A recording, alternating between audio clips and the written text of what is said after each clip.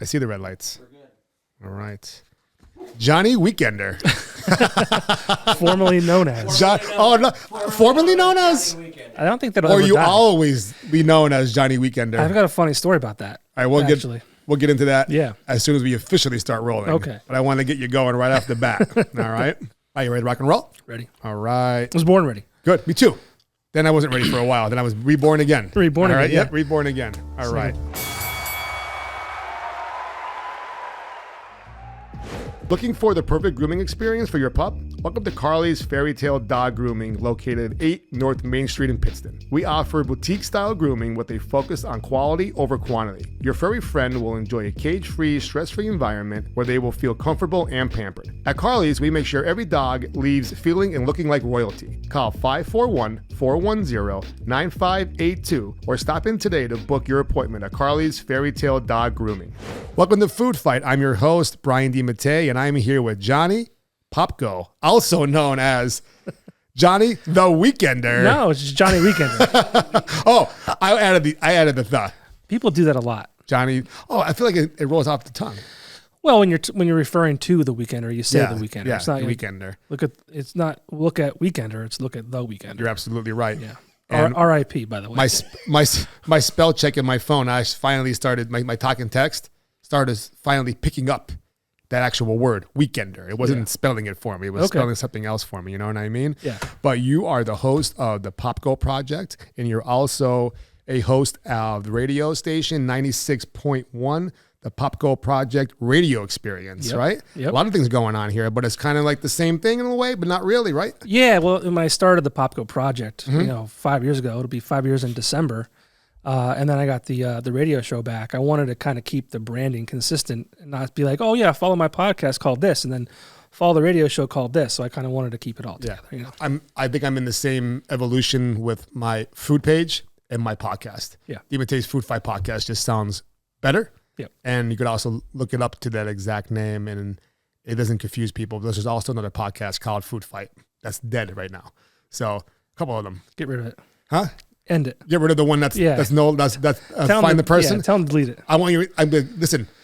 Release your Instagram page because it's just rotting away. Right. I want the name, please. You know what I mean? But we can't do that. So I was a guest on the Popko Project podcast, episode 157. Now we recorded on 9/28/23, but it got released October 6th. So 1 week later. Yep. That's a good time. Yeah, it was like 2 years ago, almost exactly. Yeah, I had a lot of fun talking.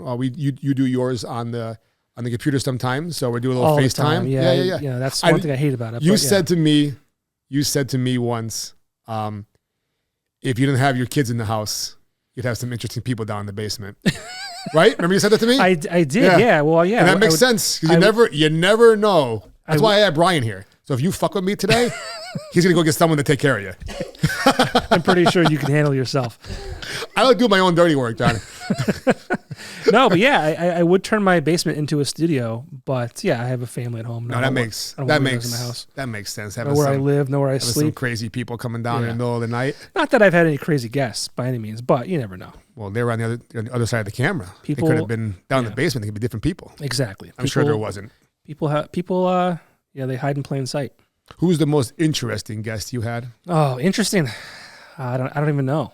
I've interviewed a lot of musicians. It's kind of gravitated towards that world because that's what I'm passionate about. I mean, I built the platform rather, to highlight all arts and entertainment. I interviewed the guy from the Cash Cab. Oh, the host of Cash Cab, yeah. Ben Bailey. That was fun. He told some funny stories. But I've interviewed. It's to show my age, but the Verve Pipe, Everclear, Tantric, members. Verve Pipe. Yeah, Verve Pipe. It's freshman, man. Wow. Yeah. Sticking that song on my fucking head. Seeing the video. That came out. I think it was when I was going into my freshman year. Fresh. Oh my God. Yeah. 90s, right? How old are you, John? 43. Just turned 43. We're the same age. Yeah. I just turned 44. So a lot of the same. We're not the same age. Don't do that to me. You're 44. You're pretty much 44. I just turned 43. Yeah, but you're 44 already. That's the next number. Yeah. It's a year away. All right, I will be 45 before you're 44. There you go. So we're not the same age. We're just about. We're not the same. We're not just about. We're running around the same age. We're like 700 days apart. When it comes to NEPA, we're the same age. Okay. How old are you, Brian? 41. Young buck. Everyone in this room? He's almost 44. Everyone in this room is the same age. 44. Yeah. Everyone in this room is the same age. Yeah, we're all the same age. We're all headed towards 45. We are. We're closer to 45 than 40. So you gravitated more towards the entertainment. Did it start off that way? Yeah, it kind of did. That's what I was focused on. I mean, I've been in the entertainment and music scene since I was 21, essentially. I started at the Weekender as an intern when I was 21. For people listening, we know a lot of you guys and girls remember the Weekender. And if you were a model of the Weekender for the week, God bless you. But for the ones that are listening that don't know what the Weekender was, please, up to speed, please. Well, I have a bunch of episodes. You can stream them on any platform. Just look up the Popko Project. But I did a lot of episodes interviewing past employees of the Weekender to kind of give an idea of who the people were, all that kind of stuff. But the Weekender itself was the #1 arts and entertainment newspaper. It was that we called it the Bible for like entertainment. Oh, man, I get picture. It was every Wednesday, like I couldn't have asked for a better start of my career. I didn't get paid a lot of money, but I had a ton of fun. But yeah, the Weekender was, every Wednesday. It was before social media ever was there even a thing, and you would go and you would look to see who's playing where, what bands are playing, what clubs.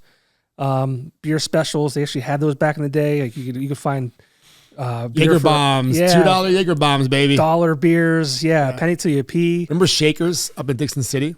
Yes. Okay, good. Yes. What a spot. I was there once. Yeah, I actually saw Naked. What was the band I saw? Jesus. Naked and Famous. I don't know, forget. We had a gun drawn on us on the way home one time on like the boulevard, on like the expressway. Good.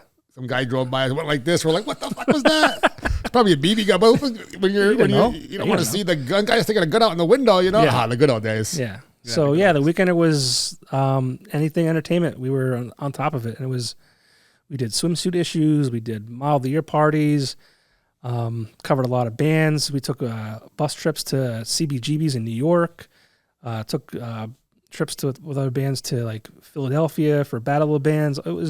It was the best place to start my career. Like, my boss at the time,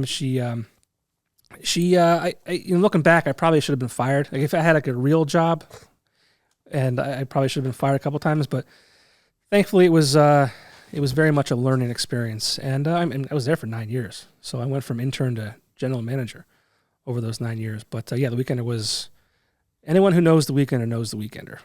What was the growth? So where was the Weekender as a publication when you started versus where it took off as you became part of the team? Like, was it already well established when you first took over, or was it a new publication? How long was it out before that? It started in 93. So, I got there. We were pups. Yeah. I got there 11 years into its existence. Okay. And then I don't know if I was at the height, because I remember even before me, like the generation before me, like the club scene was even more crazy than what we experienced. And then like 2008, 2009, we had the recession kind of hit. I mean, back in the day, we would say a full page in the Weekender cost $700. They'd be like, all right, here you go. Here's $700 cash. Wow, it's amazing. Yeah. And then it got, 2008 came, and it's like, how about 500?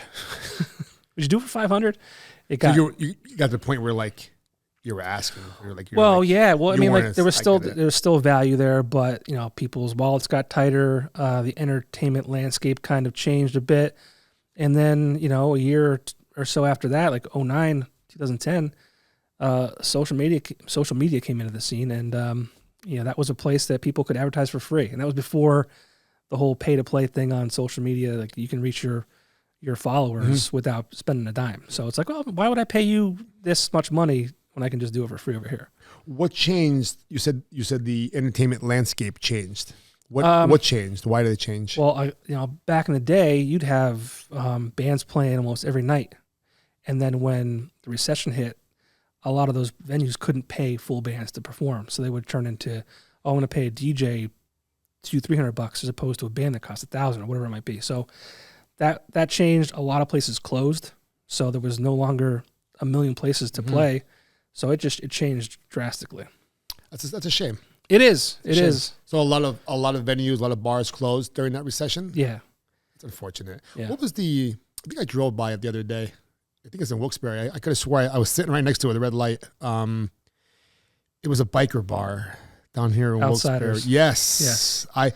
There's nothing really on that building right now that would indicate that it was called the Outsiders. But I remember just sitting there at the red light. I looked to my left. I'm like, somebody got shot over there. Someone and murdered. Yeah. They shot and killed. That's what closed it down.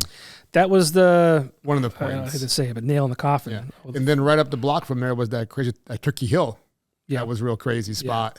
That is now a liquor store or like a beer store now. Yeah, but it's like Outsiders back in the day, dude. Like they had 2 Wheel Tuesday. They were like the spot for 2 Wheel Tuesday. They had girls doing Jello wrestling out there. That's living right there. That was a great place for bands to play. I mean, I had spent a lot of time at Outsiders. Yeah, I just drove by it the other day, and I'm like, that was definitely the fucking Outsider. Like I remember like it was yesterday. I probably only there a few times, but there was a lot of good spots back in the day. I grew up in Old Forge. You've been to Julia's before, right? No. You never got to experience Julia's on Main Street? Nope. Brian, how about yourself? Yes, sir. So Julia's, oh man, it was the spot. The Mexican restaurant in the back, and then they had the bar in the front, little hotel up in the upstairs. Where about? Main Street, right near Club 17 on the corner. If you're going to Taylor, yes, you'll be on your left on the side. Corner. Yep. Augustini's right here on the right. Is it like a window in the front? Like, one of those Wendy's windows? Yes. Yeah. What a spot. Never was there. What a spot. Does it still? No, it closed years ago, and it's been for sale forever, and it just closed out of nowhere. Yeah. I guess it was just, I'll tell you a story for. I posted a picture of it, and it just blew up. People, the memories, like you just ask people, like, hey, what's your order? Like that was probably the best 3 words I've ever developed for my brand. It was so simple. Hey, what's your order? And people just love to answer it. They do. It's great. It's fantastic. It really and then I try to respond to every message. Engagement is key, right? I go in there every 10 minutes and answer about 3 or 4, and then let it keep going. And then it gets to the point where there's hundreds of comments. I'm like, my forearm's hurting me. my fingers are hurting me from my thumbs and my forearms are getting sore from that. But the spot for me was like the ultimate spot was Murray's. Murray's Pub? It was like Murray's Complex. Right now it's a bus station.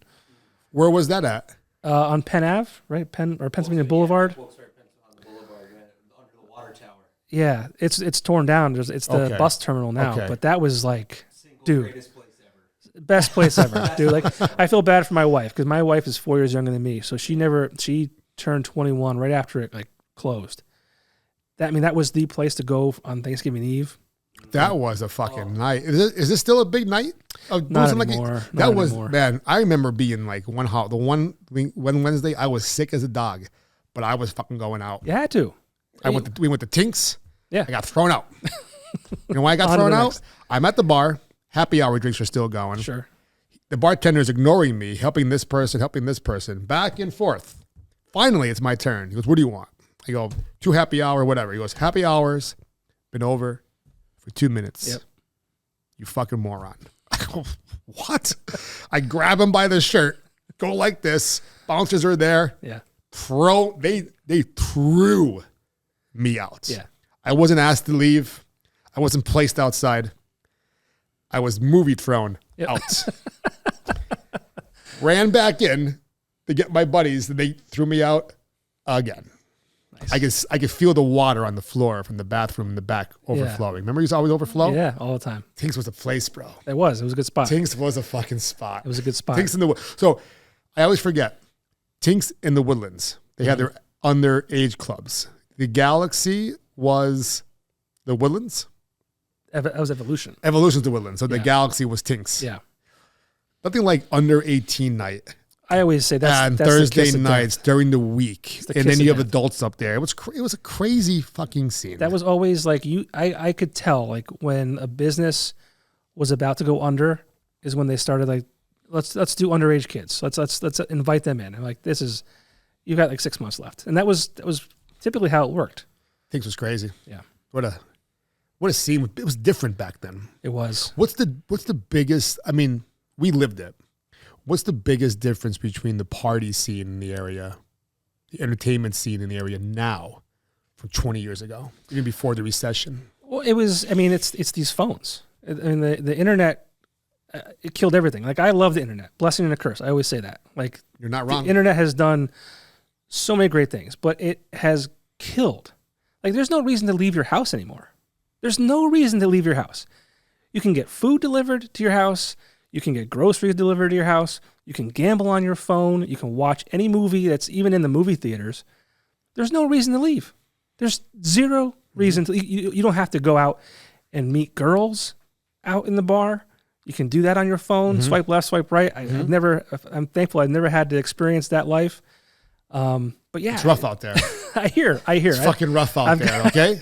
I have friends who are unfortunately in their 40s, late 30s, who are on those apps, and they're like, it's rough. Dog shit. Like, it's rough. And I never had to experience it, but yeah, I mean, like, you can literally do everything you want in the palm of your hand, sitting in your living room.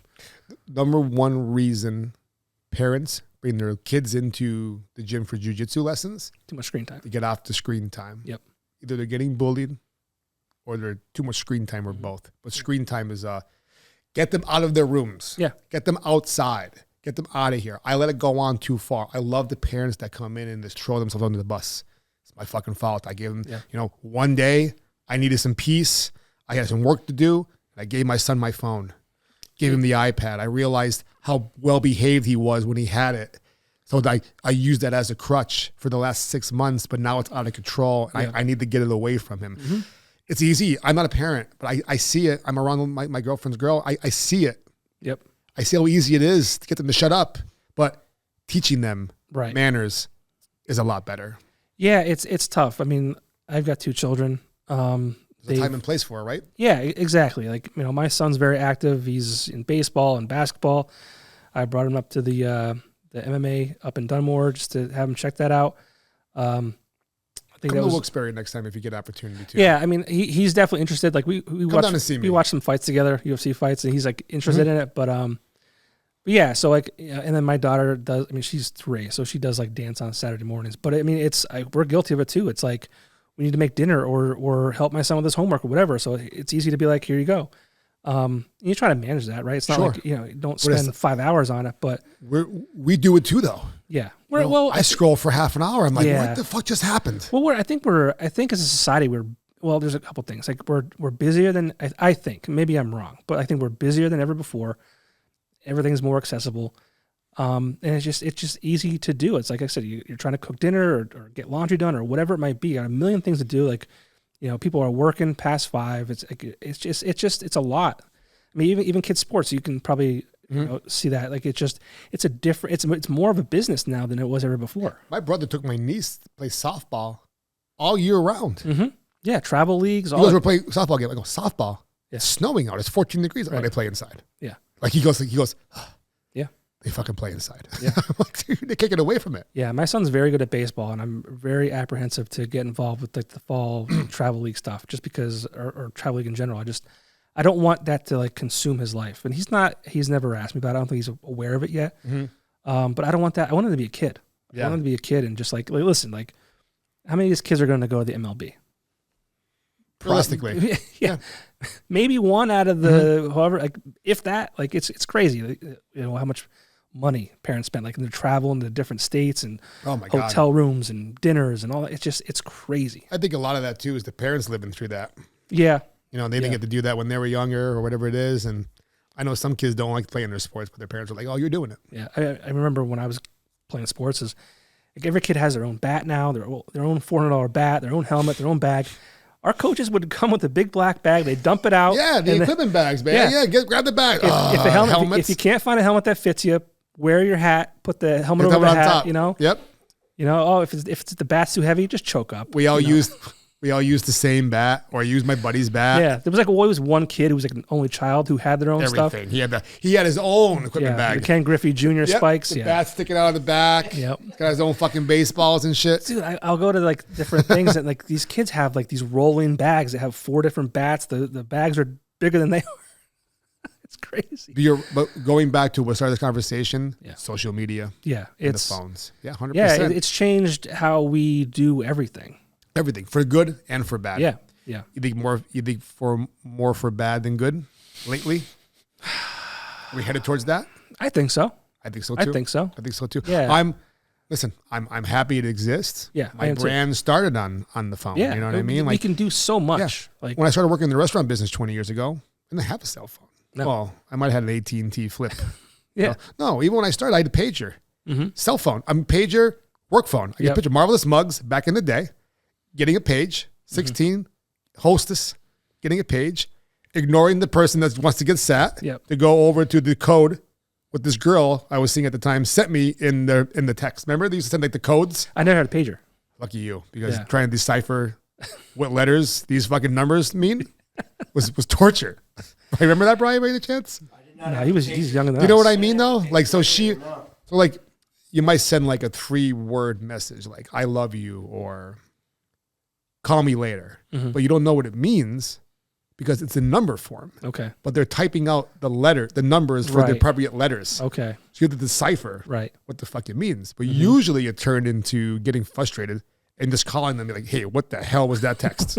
What was that page? Yeah. Man, the pages were amazing. You paid $25, $30 for one. I bought mine at Ecker Drugs. Registered it.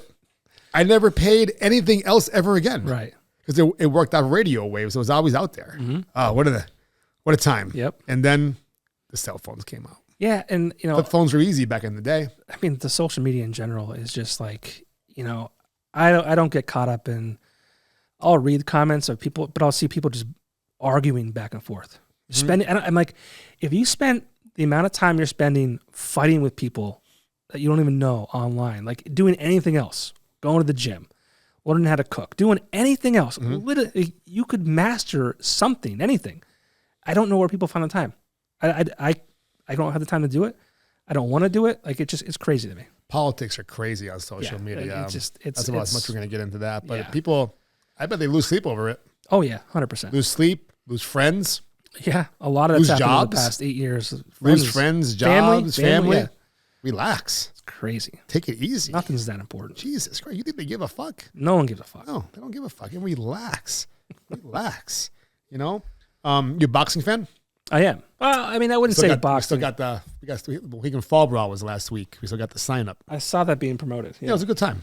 The casino was a good atmosphere for something like that. You know what I mean? You got the party. It's meant for it. Yeah. Yeah, you got the venue, and then you got the tables afterwards. Yeah. My friend went on a roll playing craps afterwards. 4s and 10s he rolled. I don't gamble either. I mean, I'll play blackjack occasionally. I work too hard for my money to give it away. I used to watch people ruin their lives in there. Remember when the casino first opened, 04, I believe it was, the first part? 06. Was it 06 and then they remodeled it just 2 years later? Oh, wait, maybe it was. I think it was 04, the original part, because then the new part opened up in 08. I was part of that crew when they first opened. Okay. But 04 was the original part. My mother got a job there from day one. What was it like? So when the casino opened up, you're still at the Weekender? So hated it. You hated the Weekender or the casino? No, the casino. What you hate about it? Well, I spent my career, working with local business. And what happened when the casino opened is that became where everyone went to. And that really pulled business from the local bars and restaurants. Because that was the new shiny penny. How much was the impact? How long did it last for? I mean, I never thought about it. I don't think it's ever recovered. I mean, I think That's a good point. Well, everyone would go there. It's brand new. So people would go there. They meet friends. They can go to the center bar. They can go to Breakers. They can go to whatever other restaurants they were. What was it called at the time? No, what about it when the original one opened? Because it was 2 phases. I mean, I don't think it really had an impact until the actual 07, 08. Okay, when the 08 is when the new part opened. What we got now with bars and the original part didn't really have. There were no bands. There was nothing really for it. It was just a racetrack. Yeah, that was and the slots. So that was just a place to go to.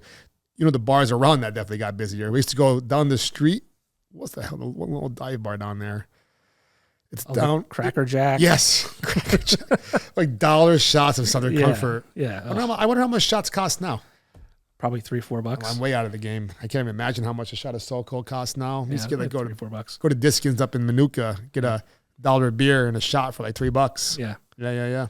But yeah, I don't think it had a. Okay, so when the new part opened, I can understand that. Yeah. Breakers, were they stealing bands in a way? This like entertainment. It was good for the bands because they had a new place to play because a lot of the places had disappeared. But yeah, I mean that's where people would go. They'd be able to like I said, meet at the center bar, go to Breakers, go to what was that place? It's the Hive now, I think. Bar Louie. Yeah, they had a bunch of different places. It was like a nice. You can like hop around. You can all your friends were there, so it's like, But even going back to the phones, like even gambling, you can do, like that's. I hate it. I think that's ruining people's lives. I hate it. I watched it personally for years when they built the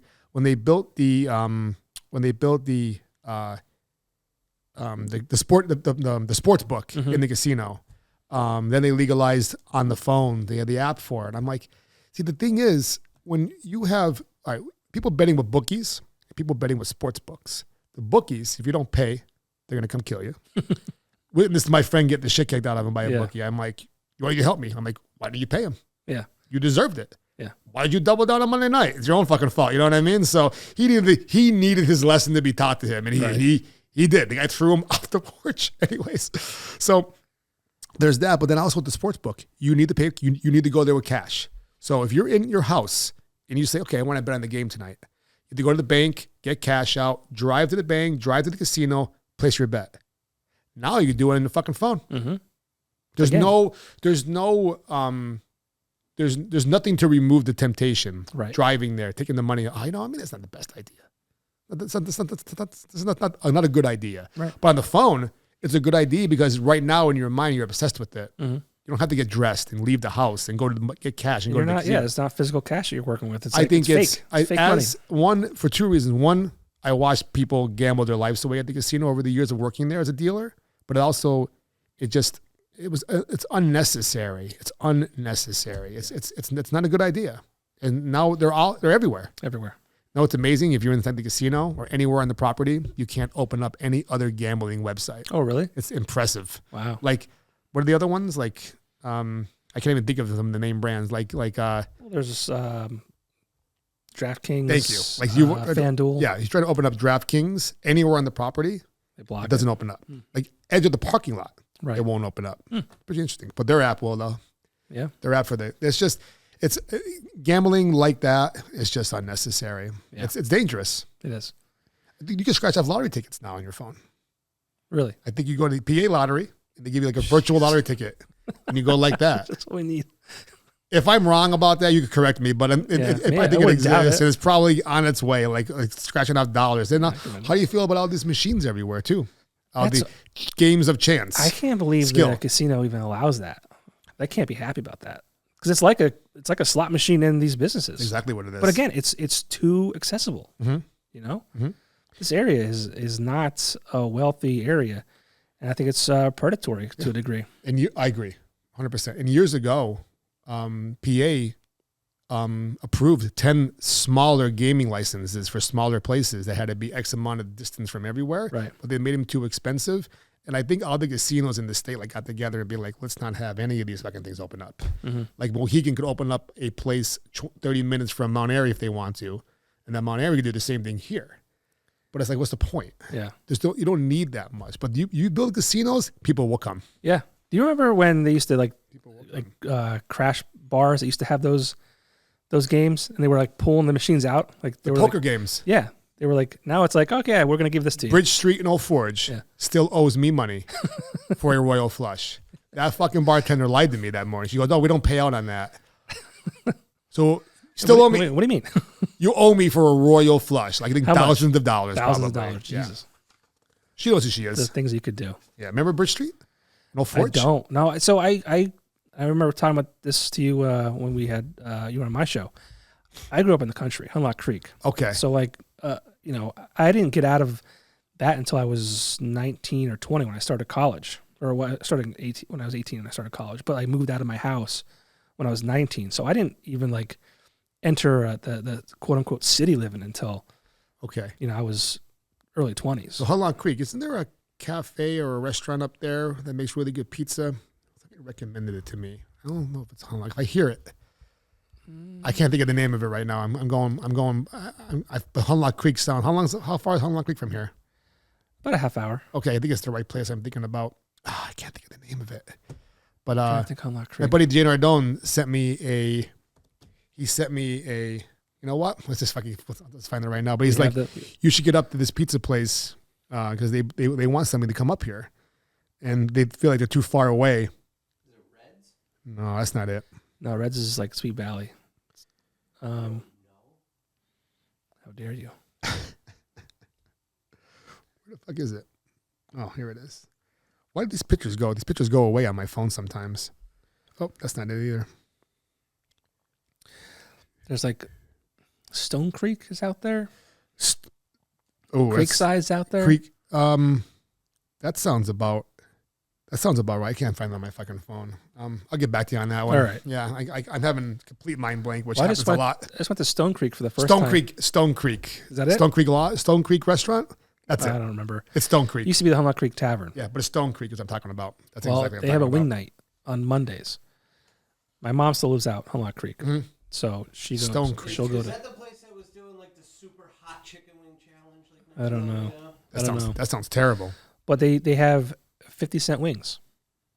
That's nice. Which is a steal nowadays. Dude, I remember going to the Deer Oak Lounge, which is out past Hunlock Creek. We used to get wings, and they weren't big by any means, but they were 15 cents. We would go, me and my buddies from high school, go to Deer Oak Lounge. And they had tons of flavors. And there was probably 20 different flavors. You can get wings for 15 cents. They had a blue birch beer. It was incredible. 15-cent wings. 15-cent wings. We'll never see the day again. Never.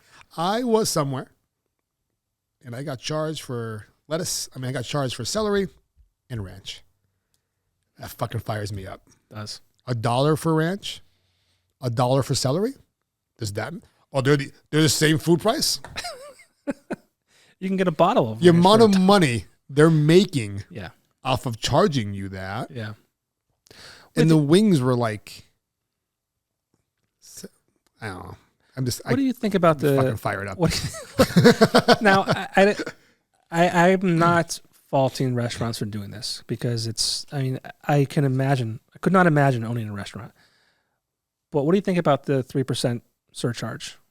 On basically everyone's doing it now. Yeah. I'd rather them just raise the price and don't. Are they cover it. paying? Is the credit card charging them 3%, or are they charging them 1.5%? I don't know. They're making money off of us by making that charge. Yeah. Put it into Just bury it. bury it. I'd rather you Bury charge the more for the food than Yeah. have that extra at the bottom. Bury the price of celery and ranch too. Yeah. Bury it. Don't let me see. Let me see one flat fucking charge. Yeah. I saw a restaurant. I saw a picture of it. I don't know if how real it was, but anyways, that probably is one existing. On the bottom it says we're automatically adding 10% to the check to help pay for the cooks and this and this. No, what are you talking about? How crazy is this? Are you serious? Yeah. I would walk right out. Like I said, I work with a lot of restaurants and stuff like that. I'm not trying to, talk shit by any means. I'm sure I can't imagine the cost increases that they've, they've seen, and I wouldn't want to be in it. So kudos to them. But bury it. Yeah. Yeah, bury it. I'm so used to it now. But then it's like you go to fairs. I was at the Bloomsburg Fair. Cashless. 7% added to your card if you use a card. 7%. Where are you getting the balls to make money off of me paying you for your product? Yeah. And where are people getting the fucking balls to charge $12 for funnel cakes too? How is $12 the new funnel cake price? Think about that. That's crazy. Inflation. Insane. We were down at the Halloween Town. My first time ever experiencing that. Yeah. What a great time. I know a lot of people say, oh, it's too crowded, it's too this, it's too that. Well, that's what it's there for. Mm-hmm. Go early enough, you're all right. So we went there about 6 o'clock. There weren't any line, but there was a million people walking around. The cops did a great job patrolling everything. I trained with one of them. But it's like, I forget where I was going with it. I totally lost my train of thought. Funnel cakes. Oh, the funnel cakes. Yeah. So they had a few food trucks there. and Stem was eating a funnel cake. I have no idea who made the funnel cake, so I don't know who I'm speaking ill will of right now. But I asked her, that looks good. It wasn't that big. I go, what'd you pay for that? $10? She goes, no, 12. I go, $12 for some fucking dough and powdered sugar? Yeah. Good for them, but that's insane. Yeah. Well, it's everywhere. It's one of those things. If people are willing to pay it, I mean, who are they to not charge it? It's absolutely everywhere. Yeah. Absolutely. So when you were with the Weekender, we'll go back. So it was a restaurant and bars, or was it just bars that you were promoting a lot? It was just entertainment in general. Yeah. Food and music. Food, music. And art. Yeah, and art, yeah. Art seems pretty good around this area. It is. Was it better? But back then? Mm-hmm. I mean, art, I've never been big into arts as far as like, when you say art, what are you talking about specifically? Are you talking about? What I immediately thought about was all the beautiful murals beside the buildings in this area. Those had to come from younger artists back in the day that maybe you ran into. Was that a big thing back then? Was it a different scene? So I don't really know, so that's why I'm asking. I have two opinions on the murals. They didn't really exist back then. I have two. I don't want to get in trouble for saying this, but first of all, talent is insane. Like the ability to do that and create that is absolutely insane. I don't particularly like them, like visually, like driving through town. Why don't you like them? I don't know. It just, it's weird. It's hard for me to explain. Would you rather the building just be painted solid color? No. I don't know how I want to say it. You just don't like it.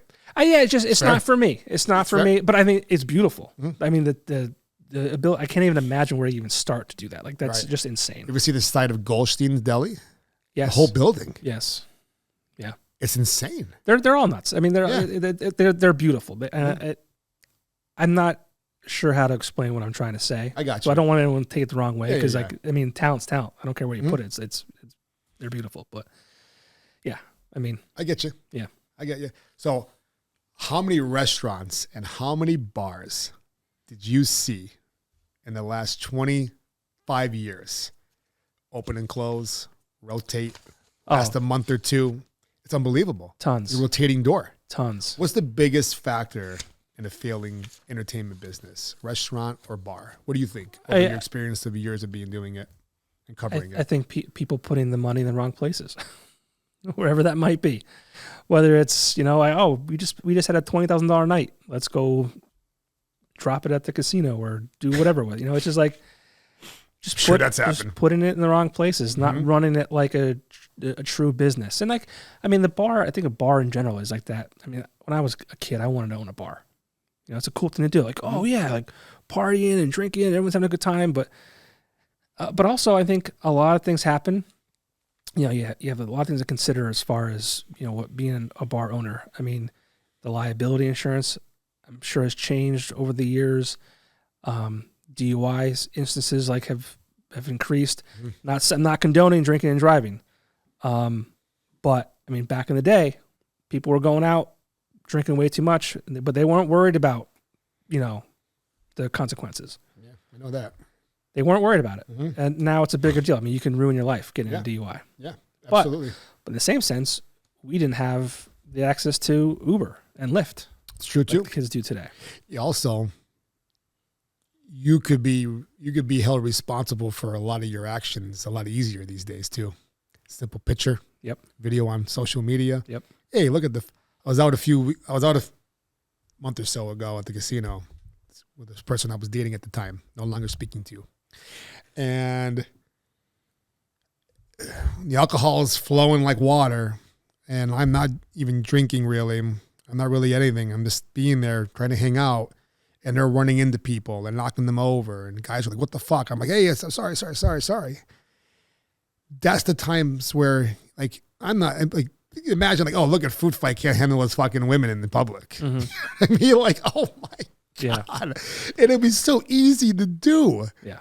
Anybody. Like, I could, like, there was all types of shit going on that night. You could just burn, you get burned.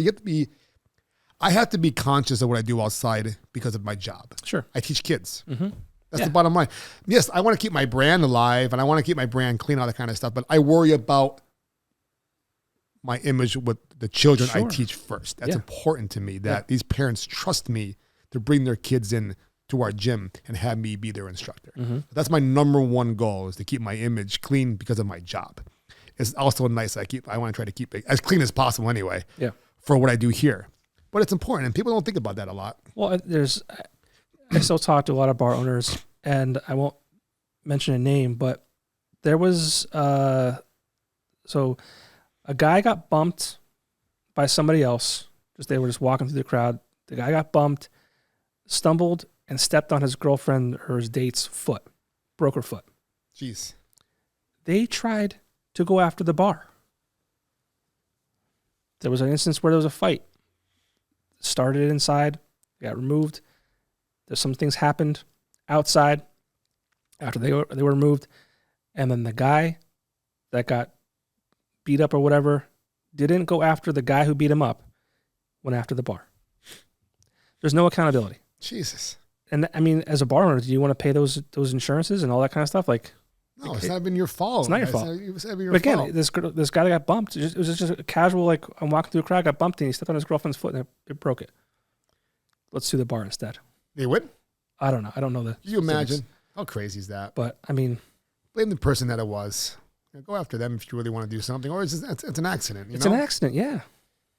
Broken foot sucks, though. So, yeah, sure. Broken foot sucks, though. Sure. But like I said, it's just, there's so much involved now that it's just, is it worth owning a bar? Is it worth the headaches? You still think about it? No. No? Okay. Oh, I mean, if I had, like, money to call it the fuzz. Yeah, fuzz. No. Perfect. To be the perfect bar. No. I wouldn't call it that. But, yeah, I mean, if I had extra income, maybe. I would like to have a place where, you know, bands could play, perform. I mean, that's how I got in. When I was 18, I wanted to go to the bars. I didn't want to go to the bars to drink and whatever. I wanted to be able to be 21 so I can go to see bands play. There's just not enough of those places anymore. How old were you when you became the intern at the Weekender? 21. 21. So did you seek that out because you were a fan of the Weekender? How did you become an intern at 21 there? It's interesting because I wasn't even really, I mean, I knew what the Weekender was, but I didn't really like know what it was. It was my dad. Actually, he called me and said, "Hey, the Weekender is looking for an intern," and that's when I needed an internship that summer, and I applied, and the rest is history. But yeah, my dad called me up. I wasn't living at home at the time. My dad called me up and said, "Yeah, the Weekender is looking for an intern." Genoa Wholesale Foods, supplying quality since 1947. For over 75 years, Genoa Wholesale Foods has been your trusted partner for premium food supplies. Specializing in services to pizzerias, Genoa also caters to restaurants, bakeries, delis, and bars throughout northeastern Pennsylvania. They proudly offer a blend of both private label and national brands, helping you find the perfect products to meet your restaurant needs. With local deliveries and the care of a family-owned business, they are committed to making your success their priority. Choose Genoa Wholesale Foods for reliable, top-quality restaurant supplies that keep your business running smoothly. Genoa Wholesale Foods, locally owned and operated for 3 generations.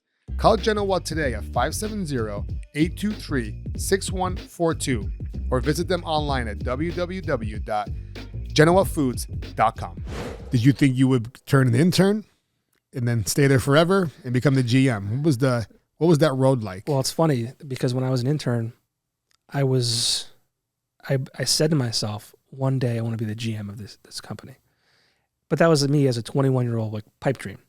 Like, I didn't know where my life was going to go. I was still in college. But, like, being around that, and I was always a very, very shy person. I still am to a degree. But, like, the Weekender, being an intern, I was an intern with 2 other girls, and they were, like, social butterflies. And they forced me to kind of level up to their level because I didn't want to be, like, the weakest link. So I kind of opened up a bit when I was an intern because of Ashley and Jessica were their names. Mm-hmm. And, so I entered that summer. That was 2004. And then I finished my senior year of college. And a sales position opened up at the Weekender that I actually applied for. Didn't get.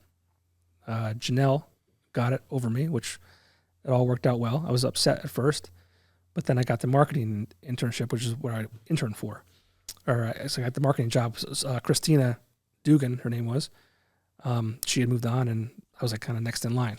They're like, we have someone that's perfect to plug and play. Nice. And I got that, and then I eventually moved into sales and all that kind of stuff. But then you became the boss. Being the boss. You reflect on your first day being GM. You reflect at being 21 again, and like, wow, how'd this come about? How many years was that? 9 years. Yeah, 9 years from intern to GM. But yeah, it was different. It was a different newspaper at the time. It was a different entertainment landscape. Different, ad revenue was kind of on its way down when I took over as GM, just because of, like I said, that's social time's media. changing, right? And that was 2012, 2013. So it was and then as a newspaper in general, I mean that their business model was suffering. What a huge, and like I'm just thinking about it now. I've thought about it before. What a huge impact when Facebook became what it became now. Yeah, and you're right. Like people are paying you $700 for a full page in the Weekender. Yeah, and it's like I get to pay nothing and yep, do an ad on Facebook and just keep on sharing it over and over again. Hopefully, hits the right people. Yep. What do you think had more impact back then? Still, the Weekenders added, or Facebook being in its infancy in the way of ads were going? It was a combination of everything, I think. Mm-hmm. Social media, internet, the changing landscape, dwindling amount of bars and restaurants. It was just, it was. But I mean, if you asked me when I was 21, would you stay here forever? I'd be like, yeah, I would love to ride off in the sunset. Mm-hmm. But things change, time change, media changes. Did Weekender go to? Was Weekender always online before the print as well, or was there a transition? And when was that? I forget when we had a website for a long time, and then I remember it was funny. I always say that we were ahead of our time in like 2007. We had like this brick of a camera, and we would do like videos. They were called party favors, which is we were doing videos of us as the staff, like talking about what's going on this weekend. It would live on our website, and then I think on social media as well. Maybe not social media yet. Maybe just our website. So we had party favors. Then the editorial team did a thing called Weekly Dose, but they were doing videos like people are doing videos now. So it's kind of wild to see, like we were ahead of the curve, but the problem was they wanted us to focus on digital, but they wouldn't give us any financial backing to like do it the right way. And I think NEPA gets that rap that we're 10 years behind. So when we would talk to people about, advertising on our website or whatever it might be, they were very skeptical about that. It wasn't like a big place to be. So they wanted you to be more digital. But they're like, just do it what you have with do it with no money. What do you think would happen if that went a different way? I mean, full investment. Think about Barstool Sports. Mm-hmm. That started off as a print publication. I mean, it could have been the area's Barstool Sports to a degree. I think if they had the forward thinking to where could this go, I think it could have been something like that. Interesting. Yeah, still exists today, right? It's just online, so right? It's funny. Well, it's really funny. So they stopped printing the actual paper right before the pandemic hit. They didn't say anything. They didn't announce it. They just kind of like, let's see if people notice. And I always compare the Weekender and my relationship with it as that ex-girlfriend that cheated on you. You hate her guts, but you always love her. Yeah. So you kind of like, you kind of keep your eye on her, see what she's doing, Yeah. So I noticed that it stopped printing. And then the pandemic hit, and then it was no surprise to anybody that it wasn't printing because there was nothing to print, So that they kind of lived online, and then that even kind of stopped. And then I think it was 2021 or 2022, they brought it back as an online-only publication. And they didn't do a great job. It was again, they didn't want to invest, I think, the proper money behind it to do anything with it. It was just like, oh, we'll share press releases or whatever it might be. They did hire a content creator or manager, and she would write stories. Her name's Gabby. Yeah, she had my show a couple of years ago. I think she got let go earlier this year. Oh, really? Yeah.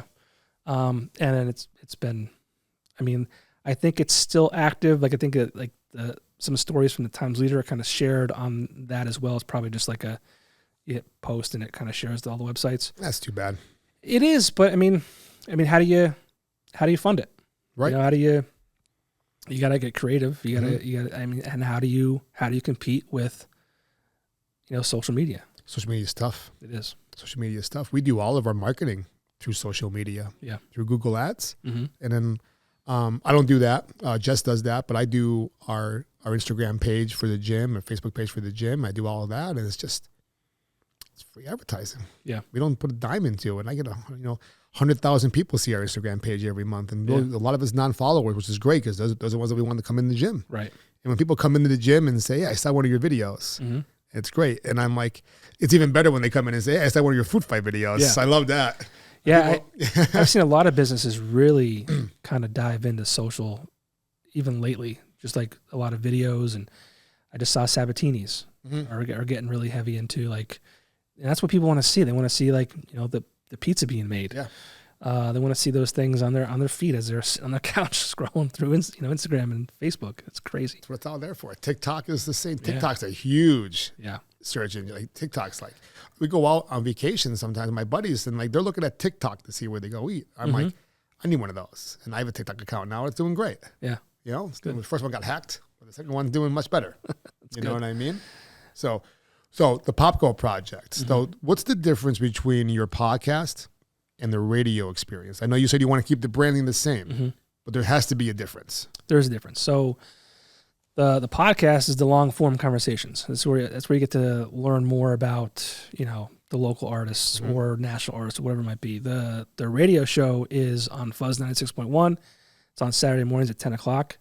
And that is their music featured on the radio. So that, and I used to have a radio show from 2017 through 2020. And then it got put on hiatus, and then the pandemic hit, and then I left. And then they wanted me to come back last year with this vision of bringing Fuzz back and having the local show and all that kind of stuff. So, you can always do an interview with a person on the radio, but it's like those quick 2-minute things like, oh, you have an album coming up or you have a show coming up or whatever. You don't get to learn about the bands that way. So like, my goal with the podcast was to really showcase like how did you start? Why do you do what you do? Like what are your goals? What are your plans? And kind of just life in general too. So your podcast has to be, it's got to be at least 260 episodes. 252. 252. Yeah. Some days off between there, right? There were a couple weeks. Yeah. Mm-hmm. I'm sure you could experience. We're gonna do the burnout. I'm not sure if I'm gonna do a holiday episodes or not, but we record 2 episodes every 2 weeks, so it's a long day. Like today's a long day. Like I had a meeting at 10, and I had my buddy Keenan on before this. Huh? That's it. Huh? End it there. End it there? End it there. Okay. Long day today. Anyways, what do you have planned for the future? It's one of these things with the podcast, like, and I've had conversations with Frank about this, like, I need to figure out what the future of it looks like. 'Cause I've been doing it for 5 years out of my basement and, virtually over Zoom. And that kind of conversation so it's good because I do it at night when my kids go to bed, and my primary focus is on my family. So I don't want to miss those moments, whether it's a weekend where, we're at Roba's Family Farms or Knoebels or whatever it might be. So I do it at night when my kids are asleep. I'm sure my wife likes to break too. And it's good for, doing guests that are not from our area. But there's no better conversation to have than face-to-face across from each other like this. When you do it online, there's obviously like a little bit of a lag, and then you're talking over each other just by accident. Yeah. It's tough. So with that being said, it's like, do I continue it this way? Like, and then like, it's like, do people even really care? I say that because I did a guy who was running for local mayor of Factoryville. I got more views on that than I did, talking to a national recording artist. And it's like, does anyone care? Like, does anyone even care about like what I'm doing? Like, and I've always done it because I wanted to. I really truly enjoy it, but maybe this isn't what people want to listen to or watch or whatever it might be. I don't know. So I have to figure that out. So I talked to Frank about some ideas. But it's like really dedicating time. Like, it's like, all right, do I really want to like take this to the next level, or am I happy with it being a hobby? And I don't know. You're in between right now? Yeah. So, I mean, it's what, November? I mean, I was kicking around like, all right, do I take it? Do I try to take it to the next level, next year? I don't know. So the next level, what's the next level look for you? You said one-on-one in-face conversations. Yeah, like that would be the next, that would be the next one, right? Like a studio. Yeah. And then maybe just structuring it differently where it's somehow more the engagements, like just with the guests is better, or there's like, I don't want to say skits by any means, but like, is there a way that I can make it so that it's more interesting to the viewers or listeners? I don't know that yet. I know what you mean. Like I wanted to do a second podcast called the Fight for Life podcast, where I hear stories of redemption, recovery, building yourself back up, those types of stories, right? Any type of story where somebody fought hard to get their life going, right? But coming here, I was able to incorporate that into my podcast I already have. So now it's more diverse. It's not just restaurants and food. Right. And people seem to like that. My buddy Keenan was here before that. We talked about he talked about how he went from being a complete maniac and chaos to getting sober and turning his life around. And we shared that same story, same lifestyle. And now we're partners at the gym. We work together at the gym, and it's just amazing how things go full circle. And telling different stories and changing the brand out a little bit, maybe that's what you need. Yeah. So, I mean, I created it. I didn't like pigeonhole myself, so to speak, as to like, oh, you're just music. So I felt like I was doing that. Yeah. So which is good. So I mean, it could be musicians, it could be comedians, it could be UFC fighters, which I've done. I've done political stuff. So I mean, there's a wide variety, but maybe there's some kind of more structure to it or something like that. I don't know what it looks like yet. I have to kind of sit down and kind of figure that out. But political stuff will be, but that's exhausting though. Yeah, it's exhausting, especially if you get someone that's really not willing. Listen, I like a political conversation. Yeah, as long as it's open dialogue. Right. We had 3 people in this room right now. We could all disagree on one topic, but we could also have a full discussion about it and move on to the next discussion without one of us getting pissed off and leaving. Right. Because we're gentlemen. Right. In a way. We have respect. Like, you have an opinion. You're entitled to that. It's an opinion. Yeah. I'm not living or dying on the opinion. I'm not forcing it upon you, but you get that a lot, though. People want to force their opinion on you and then make you feel like you're small because you don't agree with them. Right. We're just disagreeing. Yeah. Just disagreeing. Yeah. That's all it is. I mean, you want to die in the Burger King Hill, so. Yeah. Oh, yeah. Here it goes. Well, first I have to shove that down our throats. I have to say that this fucking Celsius tastes like shit. But I'm wired off of it. Good. I'm wired off of it. It's 100 and my first one ever. 270 milligrams of caffeine. That's a lot. It's so unnecessary. Big cans are like 100 more, I think. I'm rocked off of this right now. I'm gonna finish it too. My first ever Celsius. I am a energy drink hater. Okay. And the only reason I'm drinking this is because there's no 0 7-Ups in there. Frank, there's no 0 7-Ups in there. Frank, what the hell?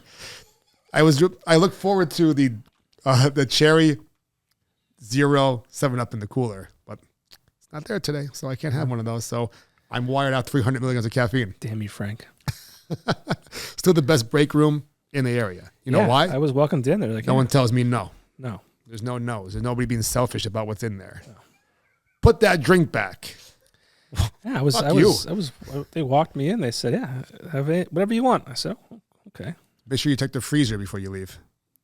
There's bunch meats of in meat, there. yeah. Frank's meat. So you Yeah, can take a carnivore burger diet, or yeah. some steaks done. He wouldn't know they're gone. Yeah, well, they said There's a take. running inventory. Well, Is there? they said take whatever I wanted. Yeah. Walking out with the cooler, the Pac-Man machine It's on like your back and it's shit. like the Big Lebowski. Like, don't want to take any rug in the room. I fucking love that movie. That's the best. That movie is so good. He gets the ash all over him at the end. God damn it, Donnie. Oh, that's a great movie. One of the best movies, yeah. That's a great I movie. own that in like 5 different forms. I own like a metal tin box thing. I actually have a bowling ball that came in. That's pretty cool. Yeah, it's That's pretty cool. Probably have 5 different versions. Let's discuss BK. Yeah, let's. All right. So I didn't get my Whopper. I didn't get a Whopper last night. I ended up getting 2 Arby's roast beef sandwiches. The original roast beef sandwich, right? Do you remember Guess how much I paid for it? Oh, we'll get into it. You go into the price? Guess how much I paid for those 2 fucking sandwiches? I mean, did you get? Nope. Just 2 original plain roast beef sandwiches. So no cheese. Nothing at all. $15. $10.53. Okay. So $5 a piece. I bring it home, fire it up. This is gonna be a fucking food fight. The bag weighed like I'm like, there's not even anything in here. Yeah. Get home, I'm doing the video on my kitchen table. I get my food scale out. I slap the fucking roast beef on there. 2.4 ounces of roast beef in a soggy bun Yeah. that I paid $5 for. Now the roast beef is cooked, so maybe like 3.5 ounces of cooked roast beef is on that fucking thing. And Did that include the weight of the bun? no, just the meat. Okay. Took it off the meat bun. Okay. It wasn't even that good. Yeah. It wasn't even. I didn't even review the food. I'm like, this. The state of fast food right now is atrocious. Yeah. And I couldn't believe the Arby's. You have a bad Arby's experience too? Oh no, I mean I don't eat it a lot. Me neither. I just remember back in the day. This is probably 20 years ago. You can get 10 of those 10 for with 10. cheese. 10 for 10. 10 for 10 Yes. or 5 for 5. Yes. BK Greatest was deal ever in the history of fast food. Yeah. it was BK's Whoppers used to be 2 for 5. Yeah. When I was in school. Now you can't get a Whopper. I get a bacon Whopper with cheese, $7.73. That's how much it costs. Just a sandwich. Yeah. It's good though. It's a good burger. I get filled up from it. Yeah. I just started getting cheese on my Whopper. Okay. I was against it. Grown up. What? No, I didn't grow up. You're grown up now. You're gonna fire me up now with the fucking BK. We've been waiting for this BK battle. What did you say to me the other day? You're gonna die on that hill. Well, yeah, you had like cold or weird nuggets. I'm like, you keep wanting to die on this hill. Well, they weren't. Those They did you nuggets, dirty. Those nuggets were an embarrassment. The chicken nuggets. I guess I know the process to begin with, but like, how are you serving me that fucking chicken nugget?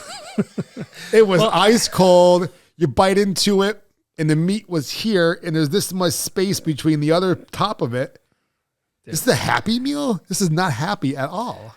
It was funny. I think it all depends on The caffeine hit. which one you Sorry. go to though. I went to the one on 309, heading towards Mountaintop, right hand side there. Oh, it's good. That's a good one. It's a good one. Yeah. I was in a Burger King? yeah. think I it's was Gone.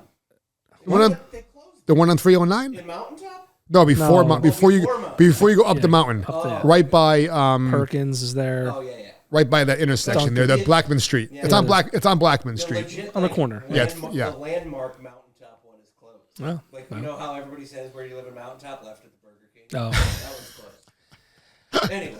I was in a bind. I was like going meeting to meeting. I'm like, I need something to eat. So I jumped in there quick. And I was like, I had a cheeseburger, and like the bun was excellent. It wasn't like, it was like nice and like puffy. It tasted good. I'm like, maybe Brian's right. I was thinking about you when I was eating it. I'm like, wow, this is actually pretty good. But then you go to a different one and it's like, this is trash. It's frustrating. Yeah. But you see what they're capable of. Yeah, they are. The one in Wyoming is very good. Okay. Get some great Whoppers from there. All right. The BK across from the Wyoming Valley Mall on 315 there. The one that's all the way in the back for some reason. The parking lot's gigantic. Right next to that pizza place right there. The dough company. Yes, great food. Kidder Street. Yeah, Kidder Street. That BK is pretty good. Okay. But then every once in a while they'll fuck it up. But that's gonna happen. The one in Pittston is always trash. If they're open. They closed a lot back in the day. Really? When I lived in Pittston for 3 months a year or so ago, and I would take that route home. So I would take 315 home from the gym because I was down on Wilkes-Barre Township Boulevard by Price Chopper and Wegmans. I would just take 315 to Pittston. It was the easiest way for me to get to where I had to go. I would drive by, 15 fast food places, 7 down this way and 7 down that way, all the same places. Arby's, McDonald's, Burger King, Taco Bell, KFC. It's unbelievable. Mm-hmm. And the BK in Pittston was always disappointed. It'd be closed or whatever. The lights are off. It's 8:30. The lights are off. Like, now, what the hell's going on? Are you talking about the one outside of Walmart? No, I'm talking about the one. Oh, in Center City? On Main Street. In Pittston. Yes. I've been there downtown a couple times. Pittston. Yeah. That one. Yeah.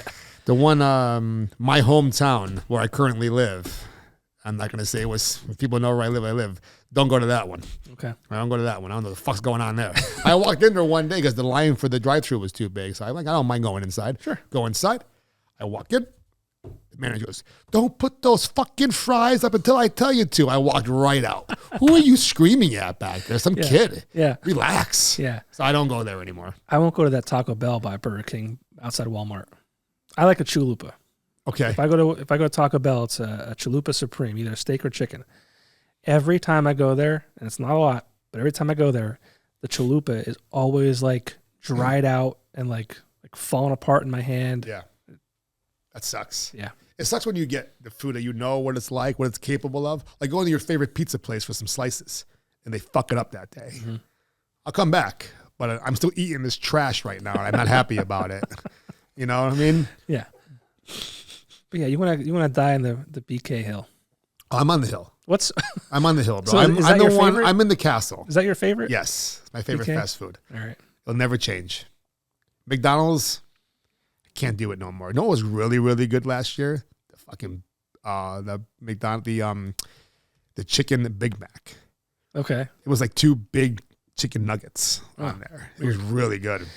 Really good. I have a fond, so I like McDonald's. I have a fond place in my heart for McDonald's because my grandmother and I would go there and split a 20-piece chicken nugget after church on Sundays. I like that. Yeah. So McDonald's will always have a soft spot in my heart. And plus, I think their nuggets are probably their nuggets are good. The best. Yeah.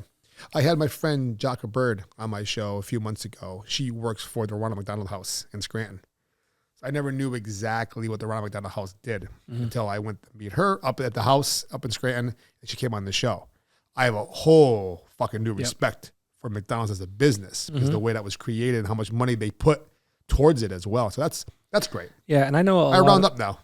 Oh, good. That money goes to it. Yeah, when you round up. So yeah, I worked with a lot of like the local family franchisees rather, all really good people in the area. You happen to know who the owners, the franchising of the Burger Kings in the area? No. Let me get that guy on my show. I want to get a BK card. I want a full-time BK card. You know? Why? So you can yell about it? Free Whopper card. Yeah. Unlimited swipe it. Unlimited swipes on that card. I don't think they're going to get it after the trash you're talking on. I'm not talking trash. I'm still going there. True. Hey. True. If you don't want me to talk trash, be more consistent. Yeah. Am I right? Yeah. You shouldn't go to one Burger King on 309 and get the perfect burger and then go somewhere else and get trash. Right. That's outrageous. Those companies they became what they became because of consistency. Right. But then you get different franchise owners, different managers. They don't give a shit. Yep. And the quality goes down. And like any restaurant business, like I used to work in a long time, you know, when the standards are lowered and they're that way every day, the disconnect becomes more and more and more and more. Next thing you know, it's out of control. That's how a coffee place, I won't even name names, but you can go every day. It's different. I'm going to open one of these. I'm going to hire my best friends. I'm going to pay them a good wage. And like your number one job is to make the same cup of coffee every It's a chain place time. or a local place? Chain place. Yeah. Not local. Fucking chain coffee stores too. They're costing a fortune. Remember when Starbucks went into, they told them they had to wear uniforms? Yeah. Black jeans, black shirt, and an apron. Uniforms. And now the workers went on strike. Yeah, that's crazy. Grow up. Crazy. Grow up. Like, it's a job. I used to wear the worst uniforms at jobs everywhere. Yeah. You know why I had to wear them? Because I chose to work there. Right. And they told me this is what you have to wear if you want to work here and get paid. Yeah, they're not making you wear a bow tie. Yeah. Like, just come on. And the people that were complaining about it, like, you will look better with the uniform on than what you're wearing right now. You're wearing pajamas at work. You have Elmo on your shirt as a grown adult. Now we're just talking nonsense, and I fucking love it. I love it. What's your biggest pet peeve? That's out of nowhere. Oh, dude, I just it's the tales all this time is not putting your shopping cart into the corral or taking it back to the front of the store. You ever see the guy who does the fucking cart videos? I haven't, but like it was just yesterday, the day before. So I have my two kids with me, and there's a spot open. There's people loading up their car on both sides. So I'm like, I'm in no hurry. I'll wait. So they shut the door. I'm kind of like around the corner, so I didn't see this happen. But I see them shut the door, so I kind of approach, and they just left the cart in the middle of the next parking spot. Lazy motherfuckers. And I'm like, I so I have my kids in the car, so I'm like trying not to like be too crazy. But I'm like, this is unbelievable. My son's like, why? What's wrong? I said, whatever. I'm like, it's just rude. It just fires you up for no reason. Me up. It just I was fires you up. so mad. I was like, and then the cart corral is like literally 2 spots over. Fires me up. Or just walk. And this is like one of the closer spots too, because it was like the store, a place for people to drive, and spot 1 was a car there. This spot 2 was open, and then they were in spot 3. So it wasn't far from the front of the store, and then the cart corral was just around the corner here. And I'm like, I just, oh my God. Get fired up? Fired up. What's yours, Brian? That's definitely one of them. Mm-hmm. That's so, like, there's a special spot in hell for people like that. I when people take up like 2 spots. You're a psychopath. Yeah. Yeah, or that. The bad parking. The people that park over the lines, they do it out here all the time. Oh, I get to work yesterday. Now we don't start getting cars in the gym until about 4:30. But I go in there and I have a bone with UGI, right? The UGI truck is parked across 3 spots in this van. I get out of the car. So I pull in. I go, what this motherfucker doing, right? I immediately start to boil. Get out of the car, take a picture. I'm like, if he's still there, I'm going to post a fucking picture on social media. He gets out. He goes, everything all right? I go, no, it's not. And I walked back inside. As a matter of fact. I walked inside, and he just got back in his truck. I don't know who's doing in there. Taking his lunch break. Yeah. But you're parked across 3 spots. Yep. Long story short, with UGI, in the summer, they were fixing the pole up above our building. And whatever they were fixing, they dropped it to the ground, and it bounced off their truck. Oh, and the oil that was in it, like I forget what kind of oil it is, got everywhere on the street. It was the middle of the night. I get home from work, 8:30. Sidewalks closed. There's no power on anywhere. There's 4 trucks out there. I'm like, what the fuck is going on? I pull up. He goes, you can't come over here. I go, well, I live here. He goes, do you live here? I go, yeah. He goes, there's not going to be any power. I'm like, why? Scheduled maintenance. I'm like, scheduled maintenance? Did you let us know? We put a flyer on your porch 2 weeks ago. My neighbor got that flyer. It was supposed to be for the 11th. I'm like, it's the 18th. Yeah. You never updated us, so they didn't give a fuck, right? So no power in the house the whole night. I quickly boiled, and I turned the heat on. I'm like, I can't do anything about it. Put some candles on. I had my laptop. I got through it. But then 11:30 at night, they're scraping. I'm like, what are they scraping out there, right? Oil all over the street, in the sidewalk, and in Kingston, there's a sidewalk, there's trees, and there's the road. Every street has that almost, right? Yeah. So all the grass and the wood, I go outside the next morning, I go, what is that smell? All I smell is oil. It wasn't like motor oil. It was like whatever oil was inside these transfusions up there, right? Soaked in the dirt and the grass. They have the road covered up with like sand, but only in certain parts because there's cars out there. So let's clean up here, but not here. We'll clean up here, but not here. So I was like, this is fucking insane. Give them a day to maybe come back. Never did. I had a call. My neighbor's calling. My other neighbor's calling. It took them months just to come and clean the dirt in the road. I got no satisfaction at all. I had to call up the guy. I go, listen, I'm tired of it. I go, it's hot outside. The wind blows towards my apartment. My windows are open. I like the breeze, but all I'm smelling now is transfusion oil. When they come to clean it up, and they finally like sent somebody out, and it was just like, what? They finally just fixed. They had to take the pavement off the road because it's soaked into the blacktop. They had to come in and take that all out. The guy who talked to my neighbor, he goes, this cost us $7,000 in grand total of fixing this. Well, if your workers weren't irresponsible and this left it, they didn't even tell anybody about it.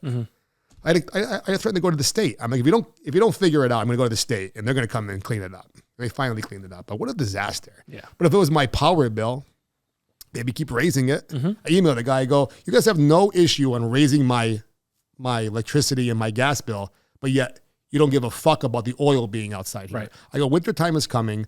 When this part gets, it wasn't like I wasn't trying to be a bitch about it, but like it stunk. But then the oil was on the road. It's slippery. And you forget about it sometimes. Sure. I walk outside. I'm like this. I go, you're going to start caring when one of us tear our knee up. Right. And then we're suing you. Yeah. I go, when are you going to fucking fix it? You know how to it's work? scheduled. Yep. What's it scheduled for?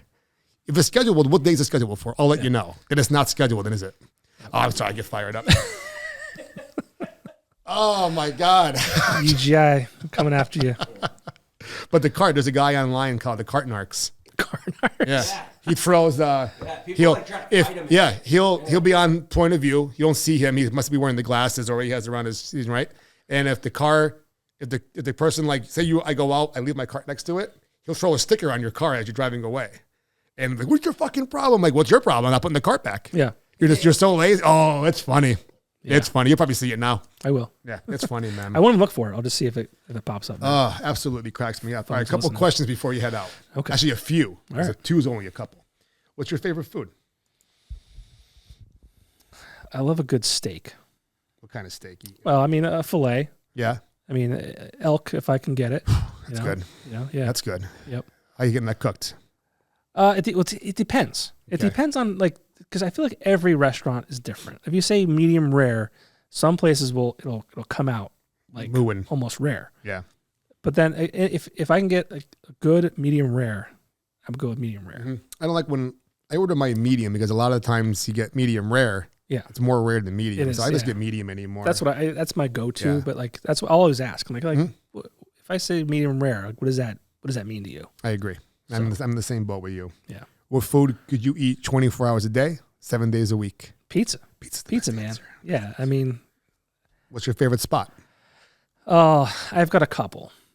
So fried Sicilian, pizza perfect. Pizza perfect. And then buffalo chicken from Pizza Bella. The buffalo sauce is like crack. Yeah. Their wings are great too. Yeah, the wing sauce is great. Yeah, the wings got good food. They have like good like size wings. I know the owner very well. Just good. It's consistent every time. And so very good food. Like wing sauce. Like leave the blue cheese. Give me more wing sauce. You hate blue cheese. Huh? You hate blue cheese. It's the devil shit.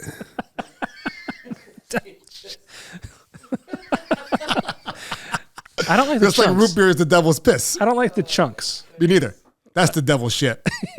But outside the chunks, I really like a good. I ate that fresh blue cheese at the Stegmeyer Mansion, and I liked it. Yeah, I don't like the blue cheese crumbles. Oh, nasty. Oh, it's so gross. And like feta cheese.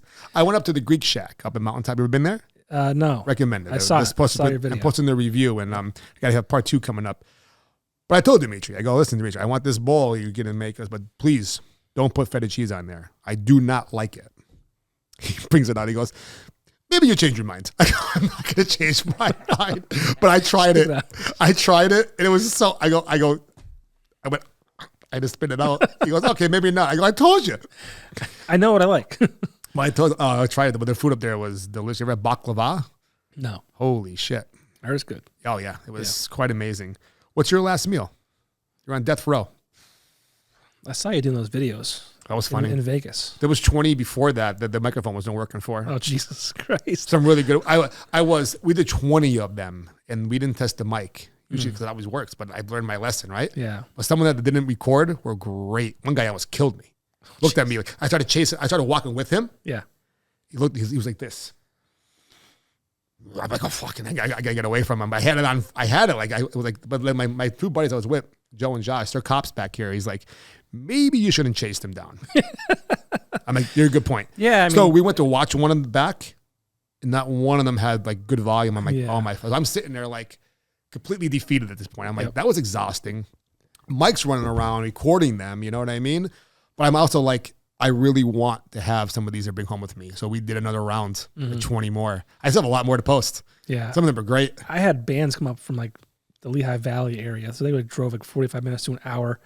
up to the studio in Scranton, and we did a podcast, and it like the first 5 minutes recorded it, and then the rest of it didn't. And I was like, you gotta be fucking kidding me. That sucks. Yeah. Yeah. There's like nothing worse than like doing that. Yeah, it was fired. It was firing me up. And then the other day I was trying to do a video in the parking lot somewhere. My car was still at the casino for the fights. My car was still on. So I'm recording the video. The microphone's working, but it's going to the speaker at the car. But the car speaker was on 0. Mm-hmm. So I'm thinking, why isn't it working? Why isn't it working? 20 minutes I'm in the parking lot trying to get the microphone working. All I do is turn the car off. Yeah. So stupid. Yep. So what's your last meal going to be? Probably some elk. Elk? Yep. Maybe some mashed potatoes. Love mashed potatoes. Mashed potatoes. I like a good ear of corn. Corn on the cob. Corn on the cob, yeah. Love corn on the cob. Yep. I can already feel it in my teeth.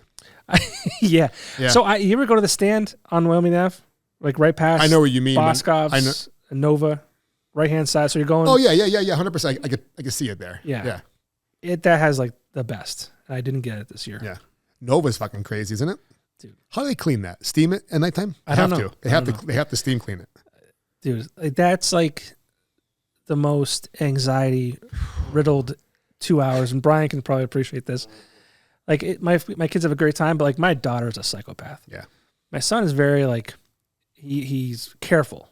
He thinks about things before he does them. My daughter, psychopath, and she's like 3, so she's not like of like capability to, balance understand on what's beams going or on, not bash your head off that piece of plastic. Other kids being there, like acting like crazy animals.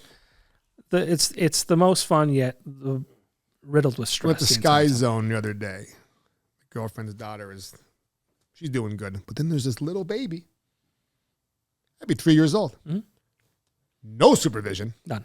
In the parts where the 8-year-olds are getting blasted by the fucking thing that they're trying to boom, boom, boom, boom, right? Yeah. And this little baby's walking around the bottom of it on the net.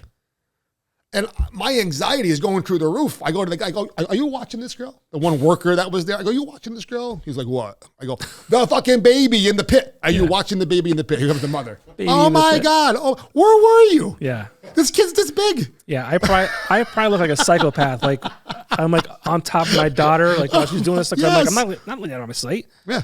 I step over. I have my shoes on, of course. So when the girl, Agnes, she's following over. I step on like the form with my shoes on. They pick her up. Mother looks at me, looks down at my shoes. Like you did something wrong. And looks at me. I go, everything all right? She goes, you have your shoes on. I go, there's germs everywhere in here. I go, the kids go into the bathrooms with the socks on. Yeah. Oh, you think that's gross. clean? Oh, that's the You think grossest that's thing. fucking clean? Oh, but your socks are on, no shoes in the bathroom. Yeah. Oh my God. There should be there should be slippers on the outside there. There's gotta be something to walk in there with. Especially the men's room. Yeah. Listen, we get a bad rap. Like you guys can't control your penises. Like it squirts out sometimes if the wrong direction. You can hit directly in the middle of that water and it's splashing out. I remember my mom. She was split stream once in a while. I'm older. I remember my mom. So like in our house, it was me, my 2 brothers, my father. So it was four men. And then there was a heater, a floor heater, right next to the toilet. The best spot for it. Yeah, the worst spot. So it would like over time it would rust.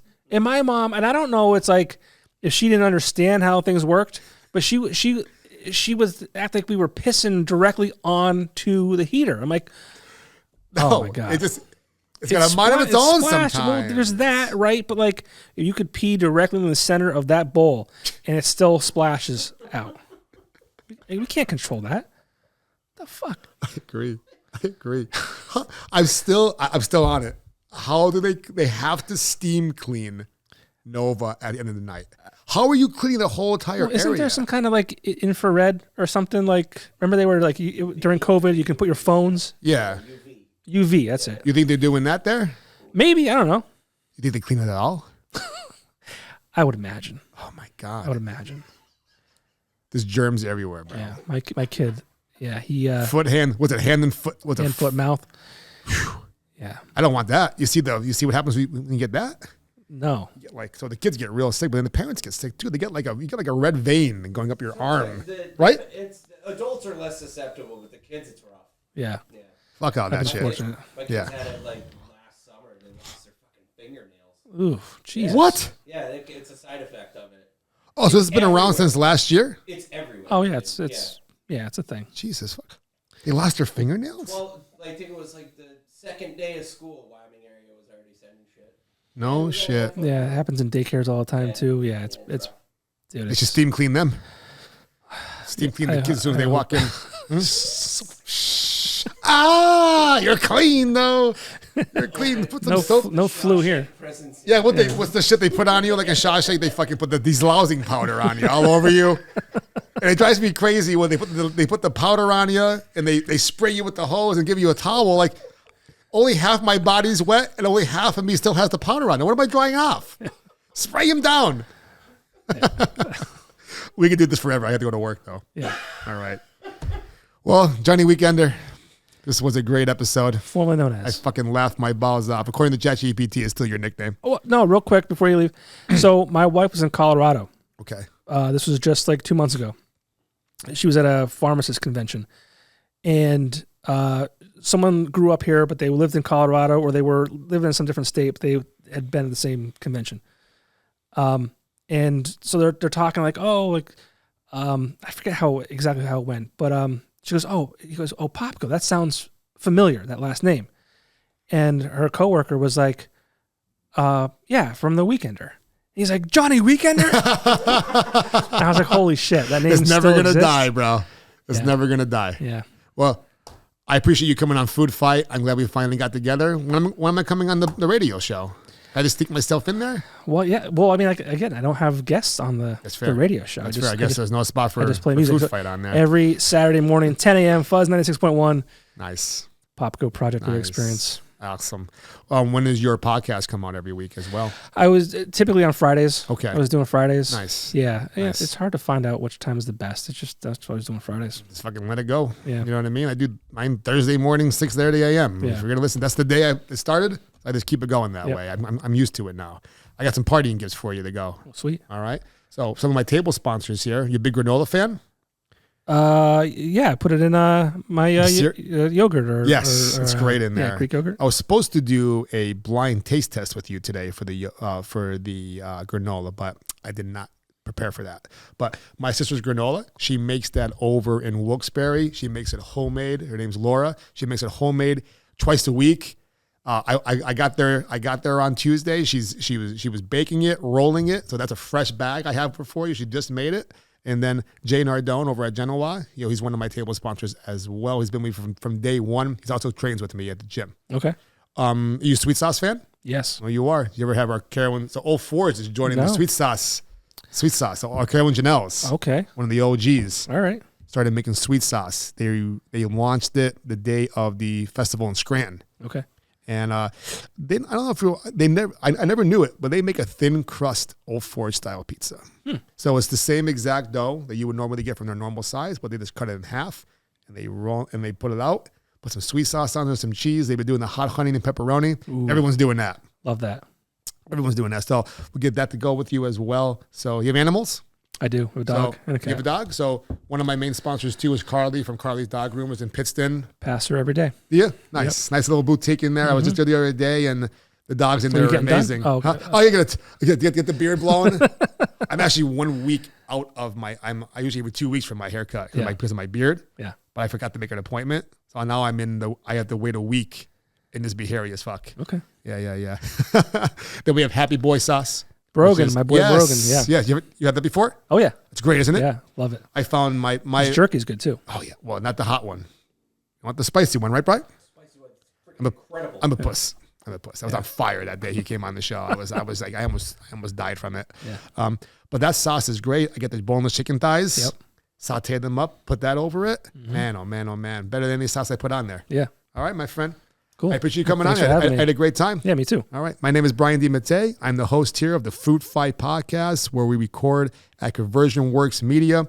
Like I said last week, if you're looking to up your game in the podcast field and want professionals to do it for you, look up Conversion Works Media here in Wilkes-Barre on 315. They can take care of all your needs.